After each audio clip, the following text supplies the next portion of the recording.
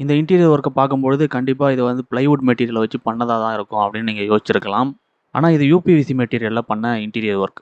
யுபிவிசி, PVC மாதிரி கிடையாது. பிவிசில இருக்கிற எல்லா பெனிஃபிட்டும் இருக்கு. அதோட பிவிசிய விட இதுல ஸ்ட்ரென்த் அதிகம். அதோட ஒரு பிடபிள்யூபி பிளைவுட்ல என்ன மாதிரியான அட்வான்டேஜ்லாம் இருக்கோ அது எல்லாமே இதுலயும் இருக்கு.